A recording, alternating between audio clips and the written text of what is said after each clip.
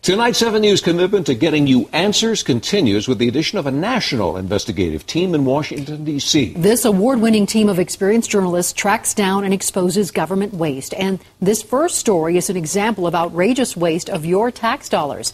At a time like this, when all of our budgets are tight, how can Washington bureaucrats justify the type of spending we've uncovered? Well, tonight, our Scripps national investigative correspondent Jim Osman shows us how taxpayers are getting taken for a ride.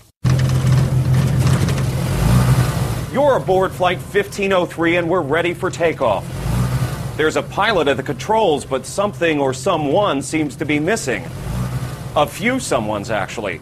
Critics say this is an enormous waste of your hard-earned money. This is absolutely outrageous. We're running $17 trillion in deficit. Attention all taxpayers, fasten your seatbelts. It's going to be a bumpy and expensive flight. Congress enacted the Essential Air Service in 1978 to subsidize smaller airports out of fear that larger airlines would abandon them during deregulation. It was a program that was only supposed to last a few years, but get this. 34 years later, the program is still going on, which raises the question, how essential is the Essential Air Service after all? Our investigative team boarded flight after flight after flight to see for ourselves.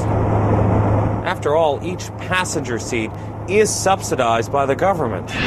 We logged thousands of miles in the air, and what we found may surprise you. We're traveling this day from Baltimore to Hagerstown, Maryland. This collapsed seat shows they weren't expecting many people. You see the captain on the left? The guy to his right is not part of the crew. The plane was so empty, the captain allowed this passenger to sit in the co-pilot's seat. And there's more. This flight had just one person on it and 8 empty seats. The same on this flight. And this 19-seater from Cleveland to Du Bois, Pennsylvania, had just one passenger as well. The Essential Air Service is non-essential. Tom Schatz is the president of the Washington-based group Citizens Against Government Waste. Members of Congress like to have airports. They like the subsidies. It's a chance to show that they're spending money on behalf of their constituents. In our investigation, we documented almost 130 empty seats costing taxpayers approximately $155,000. Take a look at what our producer uncovered on a flight from Las Vegas to Ely, Nevada. He's about to get on board a flight where he's the sole passenger. That's right, the flight is totally empty, but each seat is still subsidized at a rate of $3,700, and it adds up.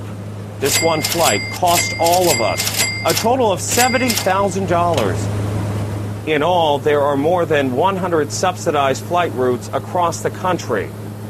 In 2010, Congress allocated $200 million for the Essential Air Service program. Brian Sowa with the Rural Air Service Alliance says the flights are crucial for economic development of small-town America. It's an economic driver within those communities to have the ability to bring in outside business into rural areas of the country. At a time like this, how can we afford to be flying empty planes? Florida Congressman John Mica is the chairman of the House Transportation Committee, which oversees the Essential Air Service. He says he's had enough. It's got to stop. The taxpayers can't afford it. And Jim Osman, our Scripps national investigative correspondent, joins us live from Reagan National Airport in D.C. And Jim, if the head of the Transportation Committee thinks this is outrageous, why are the planes still flying?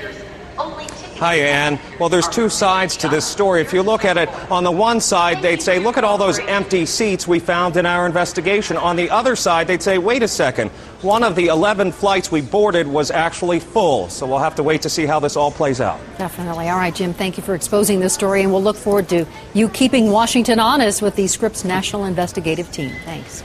And for more on this story, you can log on to our website at thedenverchannel.com.